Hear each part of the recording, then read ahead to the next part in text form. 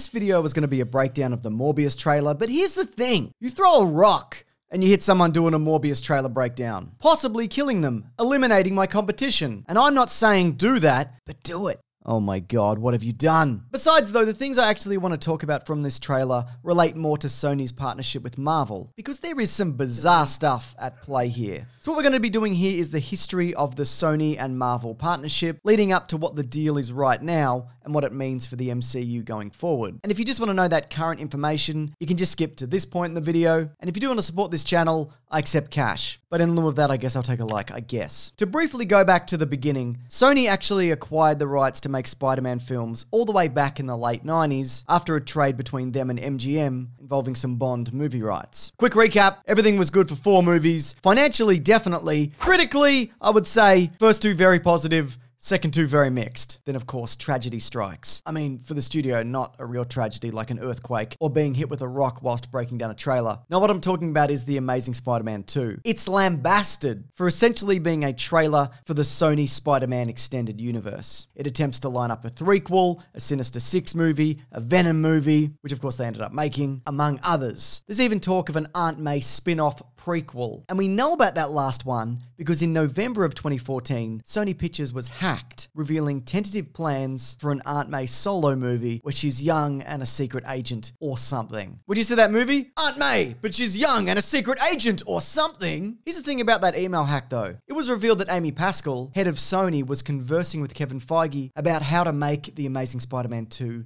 better. His suggestions included reducing the amount of storylines, including whatever was going on with his father, how they shouldn't open the movie immediately with Spider-Man, but let the danger in New York build, and then have him enter, tone down Paul Giamatti's performance. Yes, that is a very strong disagree from me. Take out the weird Electro birthday apartment scene, but keep the eels that are going into his mouth when he transforms, and so on and so forth. But the point is, those changes seemed like they actually would have improved the movie. And this is where talk of crossover begins. I mean, before then, in 2012. Because the Oscorp Tower from The Amazing Spider-Man in 2012 very nearly ended up in the Avengers in 2012, and simply wasn't included because of time limitations. This would have probably been an Easter egg at best, but I also think that it could have acted as the first tenuous link between the franchises. I believe, and this is pure speculation, that if the Andrew Garfield Spider-Man was more successful, then there's a possibility that he'd still be the current Spider-Man, because they would have just rolled him on over into the Marvel films. But they weren't successful, so he isn't. So anyway, rumors started to swirl that Disney and Sony Pictures were in negotiations to have Spider-Man into the MCU. Not through a flat-out purchase, like with the X-Men and 20th Century Fox, but as more of a lending situation. The original deal was Disney gets 50% of any of the solo Spider-Man film's profits, Sony gets 5% of Civil War, and Marvel would still retain the merchandise rights. Sony, though, did not like this deal and continued to work on their own universe up until the email hack, confirming plans of this joint venture, which some believe actually brought Sony back to the table due to the public response. So a final deal between the two was made, essentially being that each studio keeps mostly their respective profits from their movies. For example, Marvel gets everything from Civil War, and Sony gets nearly everything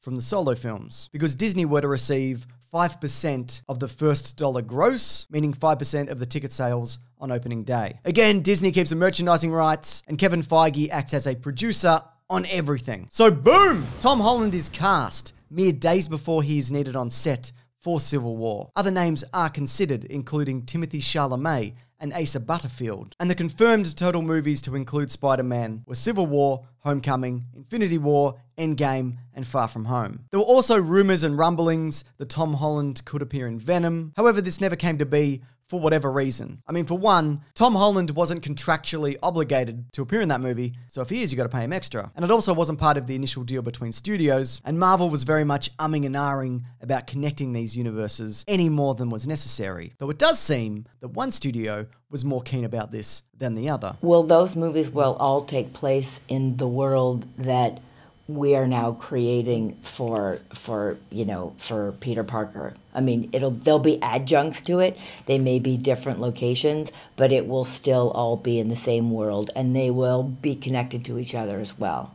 So there is a chance that Tom Holland as Spider-Man will pop up somewhere? There's a chance. There's always a chance. There's always a chance. So everybody made their movies, and the money that came in, it's record profits. Endgame became the biggest movie of all time, and Far From Home became Sony's highest earner ever, topping Skyfall. And so it's renegotiation time. Marvel, believing that they are largely responsible for the financial success of the character, which is, well, you know, that's true. They were like, hey, we built this, and what else have you got other than MCU Spider-Man? Venom? A bad movie that makes some money? And Sony were like, yeah, exactly. Because, you know, Venom did quite well despite being, you know, the movie Venom. And so negotiations broke down after Disney pushed for a 50-50 co-financing deal, meaning they would put up half of the money for the Sony Spider-Man films and hence receive half the profits. This breakdown between studios went public, as I'm sure you recall. And there was a lot of, well, we were willing to negotiate, but you know, they weren't willing to come to the table on terms that we could agree with, but I wish everybody the best, and so on and so forth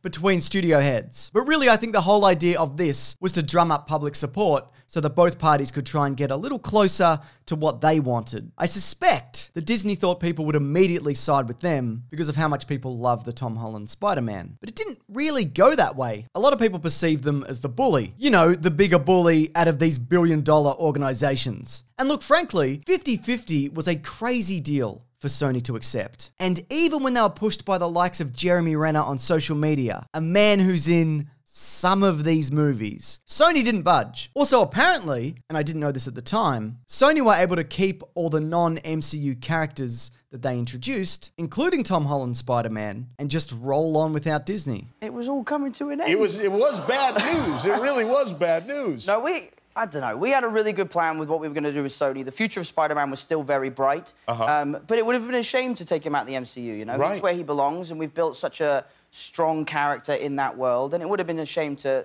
lose that, but I'm just really glad that we managed. Boy, I'm really glad you got drunk and got on the phone with Bob. And I know, yeah. You probably also heard the story that Tom Holland called Bob Iger in tears about this very public breakup, and how it really melted the hearts of the CEOs, and how it's what the fans wanted, and etc. and so forth. I said, sure, have him contact me.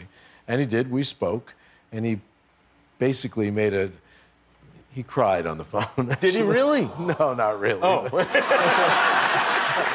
But it was clear that he cared so much. And actually, we care a lot about him. He's a great Spider-Man, isn't he? He's the best Spider-Man.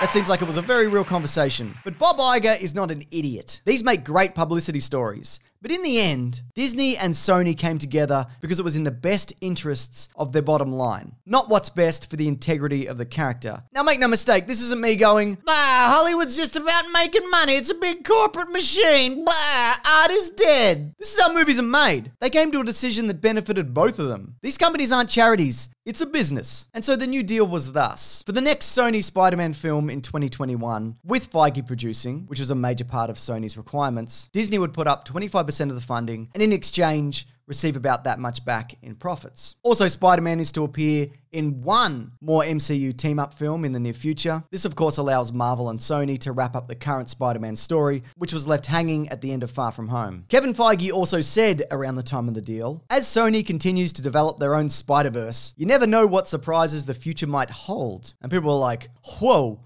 wait, what? What does that mean? And then Kevin Feige disappeared into the night, like a Dracula, and he was never seen again. What I mean to say is he has actually been seen at multiple Marvel events and panels and press events since then, because, you know, he's practically everywhere. Like a Dracula could very well be. But speaking of Draculas, you seen that new Dracula show on Netflix? I watched the first 2 episodes and I was like, man, this is pretty good. And then, spoiler alert, in the 3rd episode, he ends up in the modern day, and then a secret organization captures him, and for some reason they give him an iPad with internet connectivity, and through that he hires his lawyer, and then the lawyer comes in and is like, you can't be holding my client, this Dracula, that's unconstitutional. And so they just let him out, which is weird, because he's a Dracula! You kidding me? If I worked for a super secret organization that managed to capture a Dracula and somehow he got a lawyer because we gave him an iPad, I guess, and that lawyer comes in and says, hey, you let this Dracula go, I'd be like, what?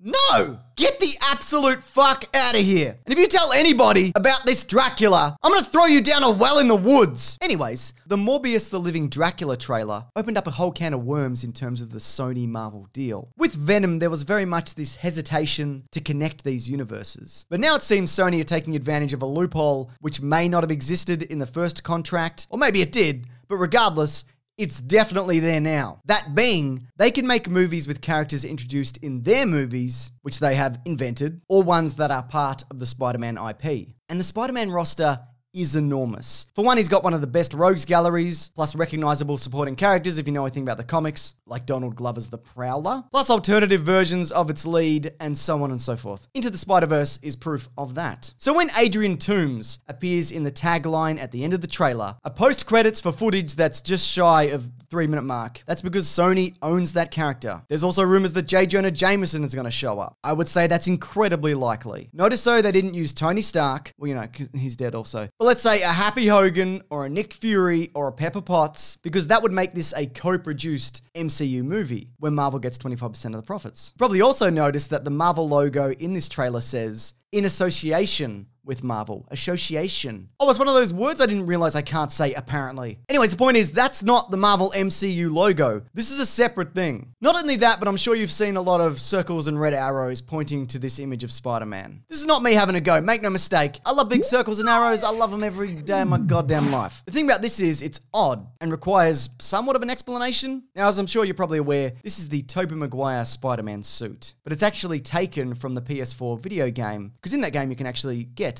that suit. This means one of three things.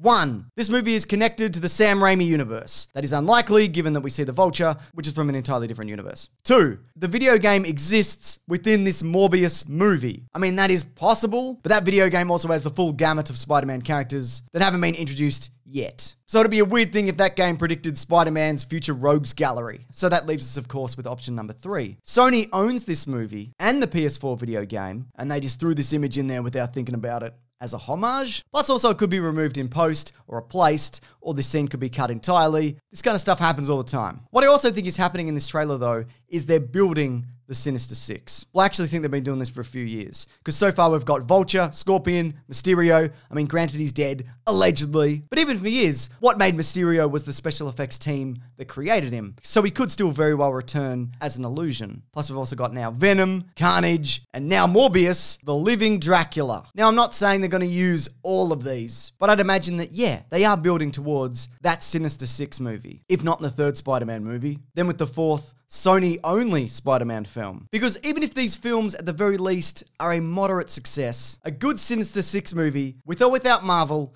is a guaranteed smash. Or, you know, that contract could very well be renewed again. I mean, they've already done it twice. So just to clarify, to ensure that I answered the question posed in this video, what is the deal with the Sony-Marvel relationship? In summary, they're making a few more movies together where they mostly keep their own profits. But in the meantime, Sony can make literally whatever they want, tangentially tagging onto the Marvel movies, and Disney can't do a gosh darn thing about it. It's like how Duplo can connect to Lego. And you think to yourself, yeah, okay, I mean, it fits technically, but is this legal? Is someone gonna go to jail for this?